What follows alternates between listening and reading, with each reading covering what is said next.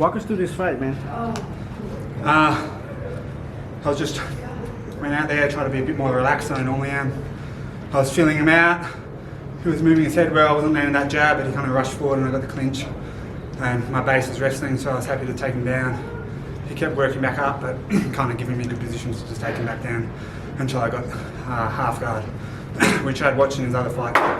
He's happy to settle in half guard, and that's my favourite place to work. Do you feel him fading away at the end of that first round? I didn't feel him fading, but my corner thought he was. I felt like I was controlling him, landing some good shots to the body, a few shots to the head, but I think I kind of zapped him from his energy, and then I was happy to just go back to my striking in the second round, and he was kind of rushing forward, and that's when I landed that uppercut. One last question. In your boxing, how active do you want to stay in boxing and mixed martial arts? I just did boxing. My last fight was boxing just because COVID kept cancelling my MMA fights, but I fought one of a former Australian champ and a two-time state champion, and the first person to finish him. And I actually got quite a few offers after that for boxing, but then I signed with the PFL, so my heart's with MMA. But if there's no MMA fights, I'll happily box. Hey Ralph, congratulations. Do you feel like that was the PFL debut that you were looking for? I definitely wanted to finish.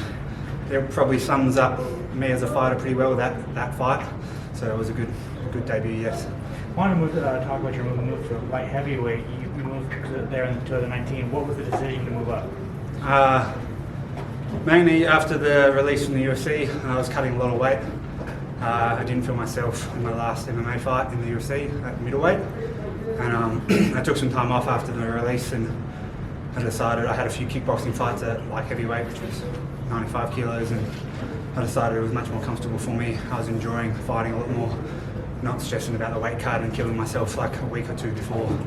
And main thing was performing better, so I can eat a bit more chocolate and a few more burgers. That's right. And then finally, coming in, I guess talk about how frustrating it was not really getting fights during the pandemic, just how that kind of slowed down your career, and then how you got a fight in 2021, and then you just kind of started your career again.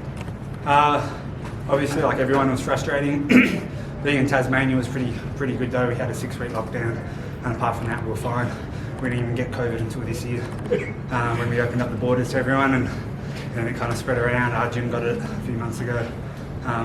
But apart from this year, we haven't had COVID down there, so we've just been living on. And I've just been focusing. I knew my time would come. I knew I'd just keep sticking with it, taking the fights I could and keep working and improving myself. So until I got a shot on a big promotion like PFL, I was ready. Is there one name that you would like to fight next? Not really. I haven't really looked. Honestly, someone else asked me that if I've been looking at other fighters. There's 10 of them. I have one fight. I don't know who I'm going to fight next, so there's no point worrying about who's next. Whoever they give me, I'm happy with. Thank you. Hey Rob, 5 points has massive implications moving forward with the PFL season structure. How do you feel about already starting so strong and getting 5 points in the bag? It feels good. It feels good to get a win on the big stage and on the world stage. I lost my first 2 UFC fights against tough opponents and whatever else was going on with me at the time, so it was good to be able to actually prove myself, and this is where I belong, and I'm an elite level fighter and deserve to be fighting against the best in the world. Last for me, the trademark stash. I'm curious where that came from. Was there any specific idea to cut it and then keep that one long, or? Nah, my mate Cam, top fight here, he just asked if I want to do Movember one time. I did Movember, and I liked it, and I've kind of kept it ever since. It looks good. Yeah, thank you. Hey Rob, Can't hate it, so that's no. stellar performance.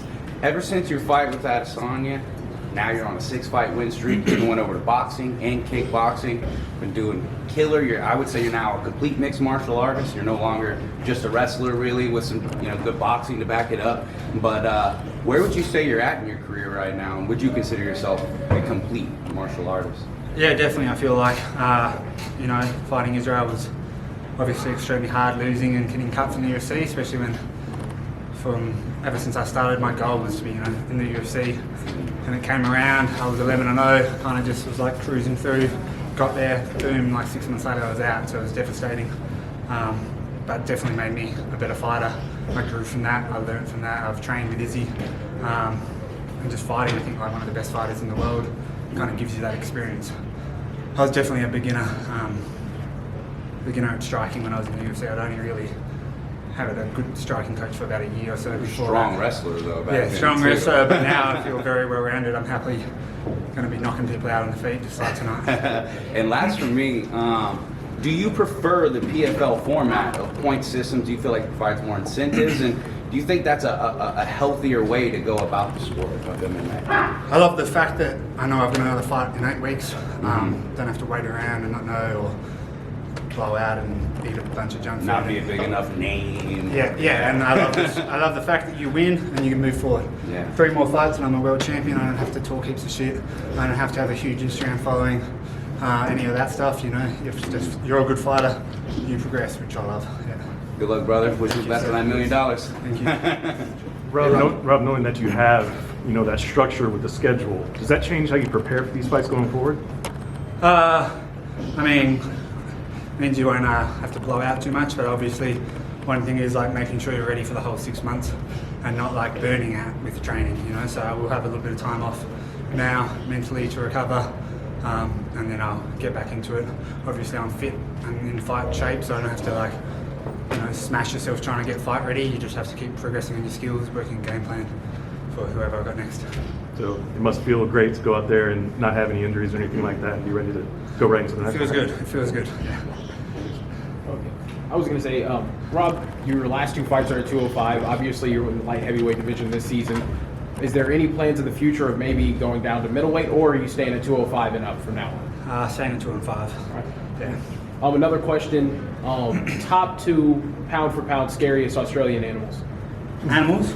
Yeah. Pound for pound. Tasmanian devil Okay. and Cristiano.